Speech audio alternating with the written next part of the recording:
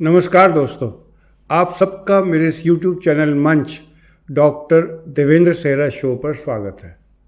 मैं सोच रहा था कि क्यों ना इसका नाम मैं द डेली शो रख दूं, क्योंकि पिछले 8 महीने से लगातार दिन में एक वीडियो तो मैंने रोज़मर्रा की बातों में मेडिकल जीवन से रिलेटेड बनाई है।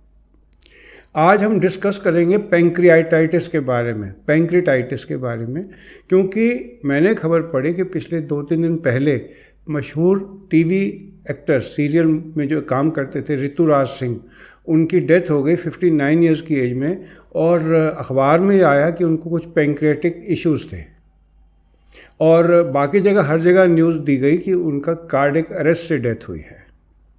सबसे पहले हम सबको जानना ये बहुत ज़रूरी है कि जब भी कोई डेथ सर्टिफिकेट बनता है तो उसमें कार्डियो रेस्पिरेटरी अरेस्ट एक डायग्नोसिस होता है जो हर मरीज़ में फिट बैठता है जिसकी डेथ होती है, कि अंत में तो कार्डियो रेस्पिरेटरी अरेस्ट होता है, यानी कि सांस रुकती है और दिल रुकता है, ब्लड दिमाग में नहीं जाता और ब्रेन डेथ हो जाता है। अब इसके बाद मृत्यु का सर्टिफिकेट दिया जाता है और जब भी डेथ सर्टिफिकेट बनता है, डेथ चाहे किसी भी कारण से हो, एंड में उसको कार्डियो रेस्पिरेटरी अरेस्ट कहते हैं। लेकिन ये होता है प्राइमरी कॉज और होता है एंड कॉज हो गया कार्डियो रेस्पिरेटरी अरेस्ट। लेकिन इसके होने के कारणों में लीड करने के लिए बहुत कारण होते हैं, जैसे कि किसी को हार्ट अटैक होता है, किसी को मान लो कैंसर होता है, किसी को डायबिटीज़ की कॉम्प्लिकेशंस होती हैं। और इस पेशेंट जो हमारे ऋतुराज एक बड़े टैलेंटेड सीरियल एक्टर थे जिन्होंने अनुपमा सीरियल से अपनी पहचान बनाई थी, उनको पैंक्रियाटिक इश्यूज़ थे। अब पैंक्रियाज के क्या क्या इश्यूज़ होते हैं?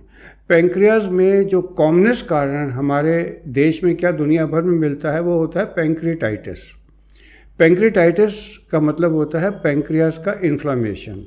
हमारे मेडिकल टर्मिनोलॉजी में आइटिस लगाया जाता है जैसे कोई इन्फेक्शन हो। जैसे अपेंडिक्स का इन्फेक्शन को कहते हैं अपेंडिसाइटिस, किसके स्किन में इन्फेक्शन हो कहेंगे डर्मेटाइटिस, आँखों की झिल्ली में हो तो कहते हैं कंजंक्टिवाइटिस, अगर स्किन के ऊपर हो तो कहते हैं डर्मेटाइटिस। उसी तरीके से अगर पैंक्रियाज के अंदर इन्फ्लेमेशन है, इन्फेक्शन है, तो उसको कहते हैं पैंक्रियाटाइटिस। अब ये देखा गया है कि मोस्ट ऑफ द पीपल जो फिल्म जगत से रिलेटेड होते हैं या जो आर्ट की दुनिया से रिलेटेड होते हैं, उनको पैंक्रियाटाइटिस बहुत कॉमनली होता है। अब नाम लेना बाकियों का उचित नहीं होगा, लेकिन जीनत अमान के हस्बैंड थे मज़हर खान, तो उन्होंने तो खुद ही जीनत अमान ने उनकी पूरी जब जीवनी लिखी थी और कई इंटरव्यूज़ में बताया कि मज़हर खान को पैंक्रियाटाइटिस था, जिससे कि उनकी डेथ हुई। अब पैंक्रियाटाइटिस क्यों होता है? कई कारण होते हैं। सबसे कॉमन कारण पैंक्रियाटाइटिस होने का होता है विस्की, शराब का पीना, अल्कोहल का सेवन करना और बहुत दिन तक पीना। कुछ लोगों में सेंसिटिविटी होती है, प्रॉब्लम 6 महीने से 8 महीने पर ही आ जाती है, लेकिन वो अपवाद होते हैं। जो लोग विस्की का, अल्कोहल का सेवन उस मात्रा में करते हैं जो उनकी बॉडी डाइजेस्ट नहीं कर पाती, उनको कुछ सालों बाद पैंक्रियाटाइटिस हो सकता है। और पैंक्रियाटाइटिस एक बहुत ही भयंकर बीमारी होती है। पैंक्रियाटाइटिस को आप इस तरीके से समझिए कि कोई जैसे एसिड उनके अपने ही पैंक्रियाज पर निचोड़ रहा हो। उससे इतना सीवियर पेन होता है कि आप किसी की जैसे हड्डी को चीरेंगे तो भी उतना दर्द नहीं होगा जो पैंक्रियाटाइटिस में पेट में दर्द होता है। और अगर पर्सन वो बर्दाश्त कर ले और ये रिपीटेड दर्द ना हो तो पर्सन कई बार ठीक हो जाते हैं अगर वह विस्की का सेवन छोड़ दें। लेकिन अगर विस्की फिर पी जाती है, दोबारा पीते हैं पर्सन, तो उसको पैंक्रियाटाइटिस के कई रिपीटेड अटैक हो सकते हैं जिससे बाद में जीवन भी जा सकता है। अब मुझे आइडिया नहीं कि ऋतुराज सिंह जो फिल्म एक्टर थे इनको क्या हुआ, बट पैंक्रियाटाइटिस एक कारण हो सकता है जिससे कि इनके लिवर में असर आया हो। और इसके लिए मैंने सोचा ये मैं वीडियो बनाऊं कि अगर मेरे सुनने वालों में कोई ड्रिंक लेते हैं तो वो एटलीस्ट सावधान हो जाएं कि वो इतनी विस्की ना पिए कि उनको इस तरीके का रोग हो जाए।